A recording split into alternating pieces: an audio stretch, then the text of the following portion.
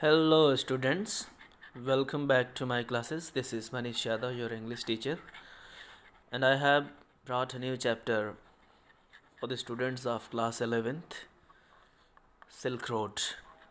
This is 8th and last chapter from your Hornbill book. This chapter has been narrated by Nick Medleton. Nick Medleton goes to complete his Korah around the Mount Kailash. He describes beautifully about his journey and the people whom he met in the way. And he also describes about some places, even the ways, mountains through he goes to complete his Korah. Korah, as we know, Korah is a process,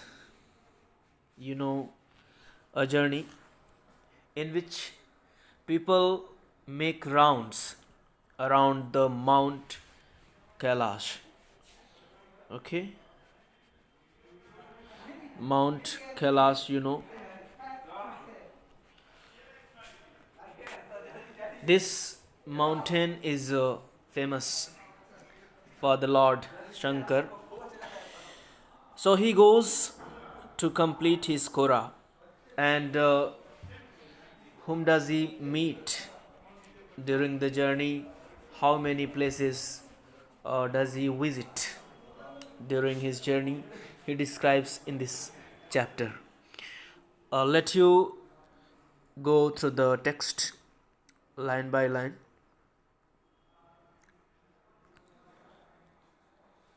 A flawless half moon floated in a perfect blue sky on the morning we said our goodbyes. This is the time when narrator Nick Medleton stays in Rao.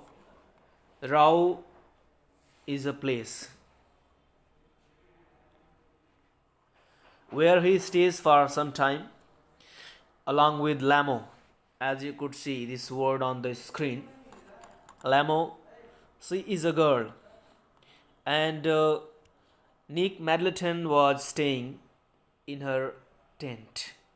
Tent is a temporary residence to stay for a night or 2 nights. So he was staying in Rao along with the Lamo, and he starts his journey towards Mount Kailash from there. It was the time of morning, half moon, the shape of half moon could be seen and floated in a perfect blue sky on the morning we said our goodbyes. It was the time of early morning, and they said their goodbyes from there. Extended banks of cloud like long fringe loops, glowing pink as the sun emerged to splash the distant mountain tops with a rose tinted blush. When the writer, the narrator of this chapter leaves from there, it was the time of morning, and clouds were floating into the sky as French lobes glowed pink, and these were shining as pink because the sun emerged to splash to spread its rays on the mountain tops and with rose tinted blush, and there were some rose tinted blush on the top of the mountain, and everything was rosy, in the pink color due to sun. Now that we were leaving Rao, and it was the time when the writer was about to leave Rao. As I told you, Rao is the place where he was staying at that night. Lamo said she wanted to give present, farewell present. At the moment of departure, when we leave a place, it is ritual or tradition that we are given something as the gift or present for the departure. So, narrator Nick Madleton was about to leave from there. Lamo is a girl, as I told you, Lamo is a girl who lived in Rao. She wanted to give the writer, Nick Madleton, a farewell present. One evening, I had told her through Daniel that I was heading towards Mount Kailash to complete the Korah.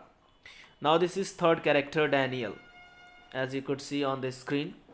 Daniel is the third character, and he is assistant of Nick Madleton.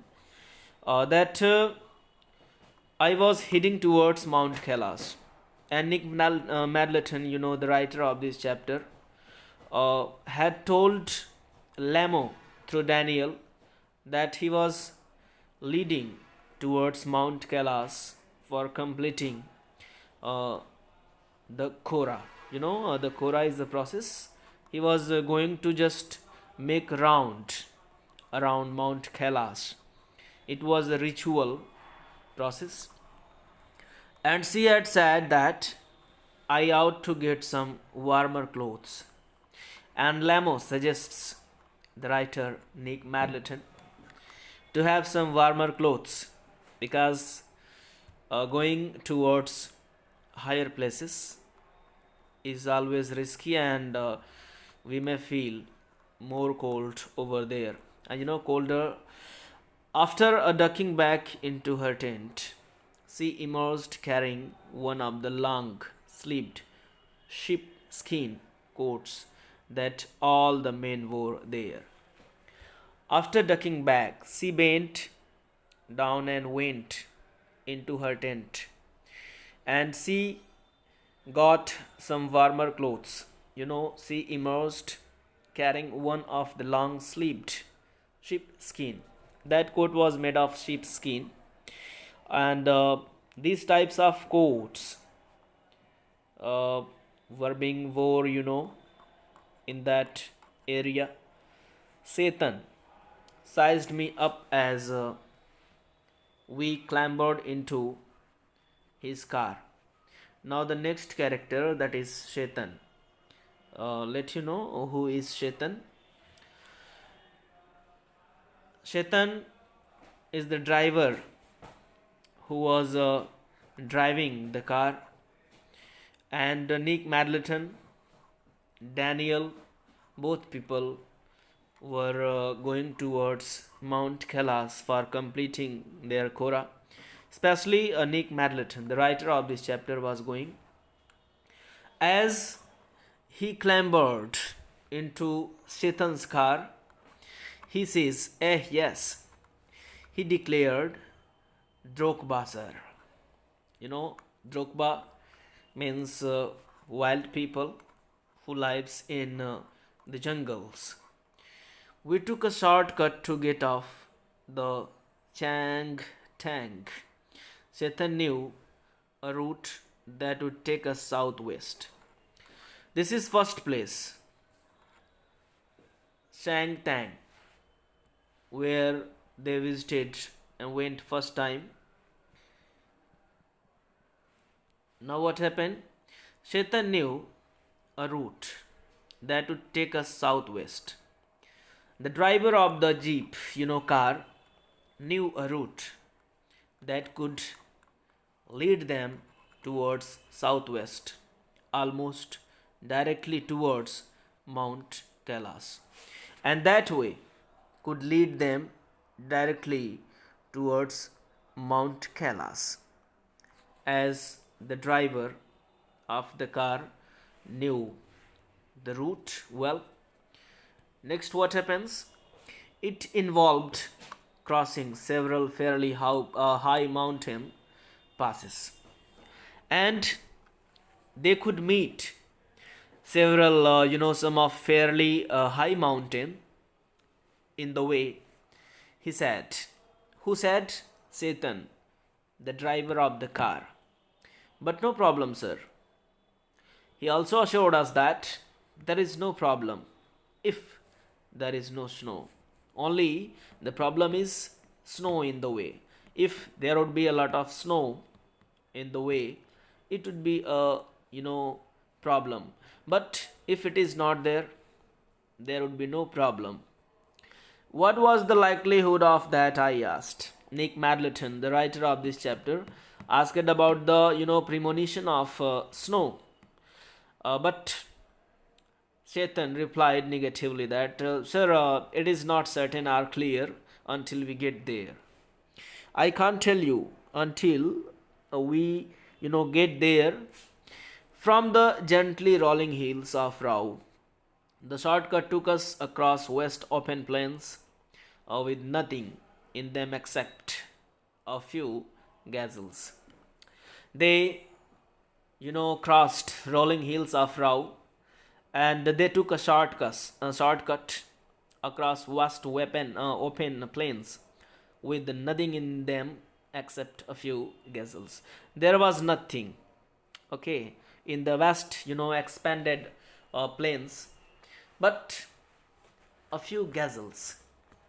It is a kind of breed, and we could say them deer, heron. They could see gazelles over there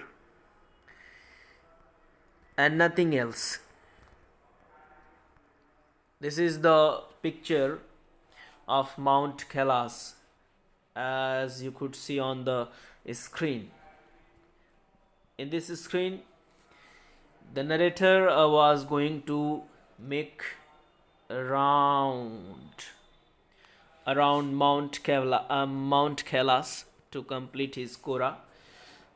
Again, Kora is the process in which people make rounds around Mount Kailas.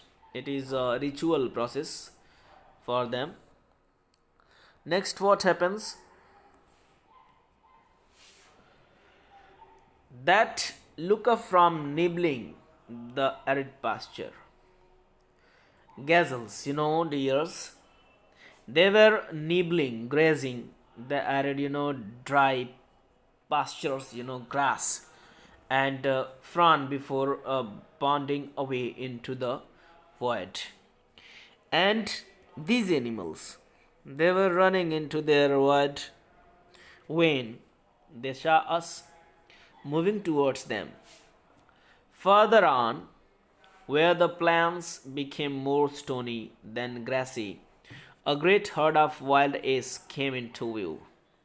And we could see another herd of animals, that was wild ace, the herd of wild ace. When the plain became more stony, the way it was being more stony than grassy, they could see a herd of wild ass over there. Chetan told us we were approaching them long before they appeared. And they are, as usual, are at ease. They are already there. We are coming here at this very moment. Kyang. This is a word in the, literal language. Kyang is known as wild ass. A wild ass are known as Kyang. He said, pointing towards a far off pall of dust. When we drew near, I could see the herd galloping them mass. And they were grazing grass over there, wheeling and turning, tornadoes could be seen over there in tight formation, as if they were practicing maneuvers on some predator mind course. They were moving very firmly together, and the formation as if they were practicing. They were doing practices for the training of army on some predator mind course. That course has been given for the training Plumes of dust billowed into the crisp, clean air. And plumes of dust, the heap of dust, and tornadoes could be seen billowing into the crisp, into clean air. That's it for this video. Keep learning.